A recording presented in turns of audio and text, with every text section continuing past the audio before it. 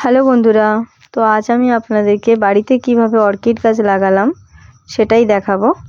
তো কিছু নয়, কিছুটা নারকেল ছোবড়া নিয়েছিলাম আর কাঠকয়লা, আর তার সাথে একটু জাস্ট হালকা করে জল দিয়েছিলাম। তো কিছুদিন আগে আমরা কুম্ভ মেলা গিয়েছিলাম। তো কুম্ভ মেলা যাওয়ার আগে আমার হাজব্যান্ড দুটো বাজার থেকে দুটো অর্কিড চারা এনেছিল, তো সেগুলোকেই বাড়িতে লাগিয়ে দিয়ে গিয়েছিলাম। তো কিছুই নয়, লাগানোর পরে একটু হালকা করে জল স্প্রে করে দিয়েছিলাম।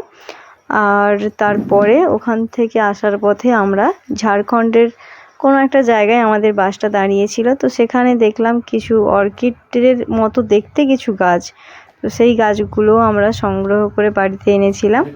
তারপরে সেগুলোকে আমরা টবের মধ্যে ওই একই প্রসেসেই লাগিয়ে দিয়েছি।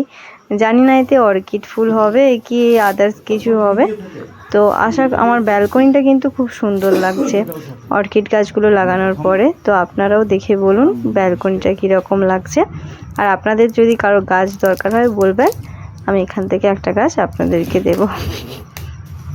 আর কীরকম লাগছে কমেন্ট করে একটু জানাবেন। চলো, টাটা।